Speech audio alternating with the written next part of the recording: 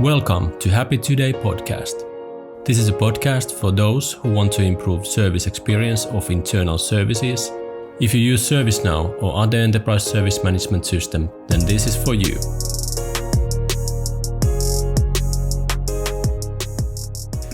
Today, we're talking about employee experience and how does that relate to IT as a cost unit instead of proving what they do as a business value. So this is something that you talk a lot when you go out in the events. So you talk about the strategy change away from cost reduction, showing the business value. Why do you do it? That's a good question. For me, when discussing with CIOs and discussing with people who are, let's say, owning the service desk as a service, it has become a kind of a very relevant thing for me. And by understanding that how long time we have been as seen as only a cost unit, and every year we have to reduce cost and when thinking about that, that's not maybe the most motivating area to work for, and by then, on the other hand, when understanding that you can do it differently and focus more on the value what you are bringing and prove that to your business, I think that has been and still is very, very key of what I want to do and what I want our company to do, to help people to really make that huge transformation to the cost unit, the business value unit, to be able to show the value what you are bringing the rest of the organization, and that's about how you do things, how you run your own business, that is how you run your partners, that is about how you report to the business and so on. Yeah.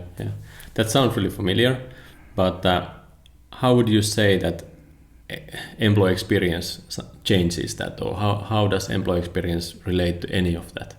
It sounds very big change, and it is a big change, and it is a cultural change of whole IT organization. But the point there is that when you measure the end user happiness and you also measure how much time is lost per each ticket, you start to be able to prove your point to the business and to CFO, because now in our happiness score, this lost work time per ticket is ranging from 1 hour to 7.5 hours per each incident ticket. And if you really think about that is enormous money that some companies are losing for business side. So only presenting this kind of happiness score data to CFO and asking them if they're asking you to cut 10% next year from the support cost, showing them that, are you sure you want to do that? Maybe if we invest a bit more, we could save 1 hour per each incident ticket. And that would make a huge difference for the business users. So in essence, you don't go as an IT explaining the business side that now we need to move to cloud. Now we need to kill our own exchange and actually put on Office 365, and then the business cost. So it will ask you, so what it's going to cost? Well, something like £1 million. Well, then they will say, no, sorry, we don't have budget for that. But on the other hand, if you go explaining it that, hey, now our employees, they're losing a lot of time with all this old technology. We have measured the productivity. We have recognized that they are spending so many times, they have so many issues. So we believe that moving on the cloud, we can actually make the employees more productive and bring you more value. Because I guess the business guys, they are still, the largest cost that they have is the salary of the employees. Yeah, in many businesses at least, yeah. And I think but I think if coming back to your question, that what is kind of the value of employee experience here, it really should be the core of everything.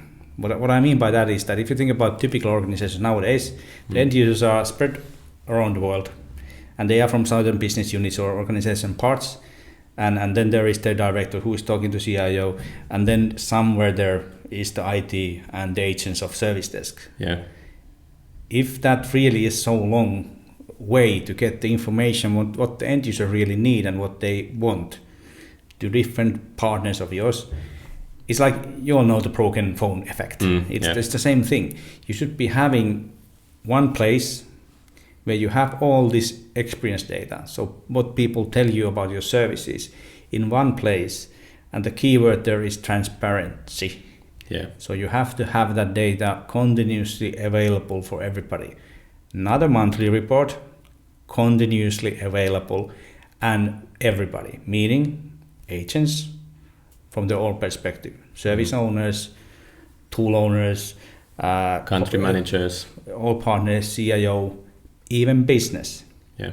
I have to say one example. One of our clients, 6,000 people in the organization, they did give the right to come to our tool and see all feedback to all employees, not IT. All 6,000 can access the data.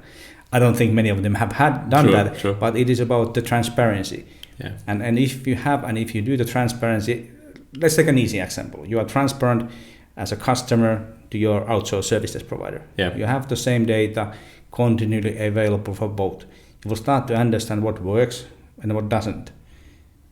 True. So transparency, trust, yeah, focus, because now together you can discuss, okay, that is our problem. Our problem, let's take an example, is the portal. It's not bringing our end users, it's not making them happy. We are losing more time than in email. Yeah. So let's together solve that one. Yeah. And then you will get results. So it is cultural change, a heavy one. Mm. And I think also in transparency, because I think the business managers, they might be thinking that IT is always doing a bad job. Yeah. But actually just transparently showing that there are so many good feedback. So actually your employees are really happy with the service that we are providing. So now you should encourage and then kind of invest more to make them even productive, more productive and even happier. Yeah, and that's true. And when we are calculating our happiness score, we are calculating that in the same way that the most common consumer metrics, Net Promoter Score, is calculating score, meaning that the score we are having can be compared to consumer world. True. And if we do that, the average score in our benchmark to happiness score is 65. Yeah. If that would be a consumer services, that is a really high score. Even the average score is high. True. So the reputation of IT support services is bad, but the reality is much better. So being able to show that to the business, kind of change the reputation of IT support in their eyes, will help you to, again, work together. Okay. And that's... So Sami, now I'm a believer, but what do I need to do? What are the 3 steps to happiness? That's why we have the Converse here today. Which 3 steps do I need to take? We have only 2 shoes, but yeah, you can take 3 steps with those. The first one is that start to measure. Don't be afraid of measuring real to end user experience for all contact points that you have. So all tickets and all requests and everything. And I think for that point, we also have an episode, our podcast episode on our website, where you can learn more about how to start, why to start, and when so to start. Yeah. But it's like, and I would say, you typically say that some people who are hesitant, they want to do something else before starting to make sure end users are happy. But if you really think about it, you say that it doesn't help. They already have that bad experience and it's already spreading around the organization, even though you wouldn't know it. Yeah, exactly. So just get that information on the table, you start to understand it. All right. And when you start to understand where you have to pain point, be transparent. The second step is definitely being transparent. You can do that in steps. You can do it first inside your service desk organization with agents.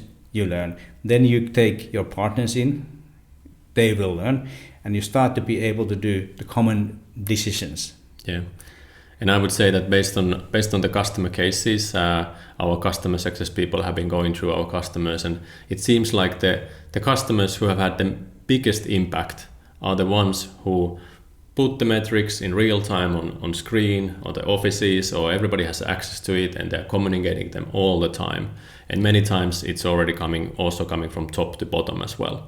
So the C-level managers, the senior managers, they are all talking about this employee experience.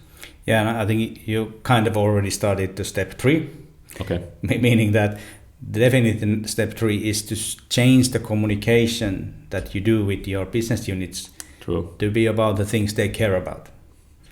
They don't care about technology updates.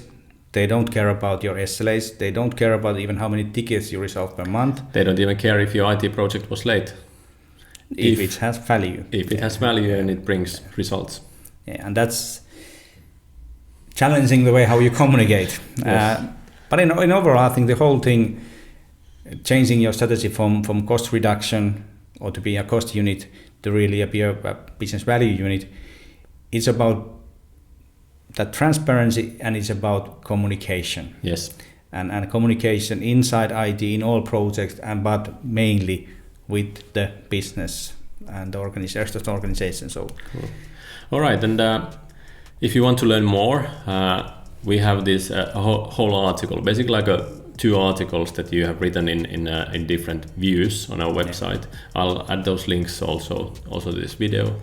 But thanks, Sami. It was really insightful. Hopefully. Talk to you later in the next episode. Yeah.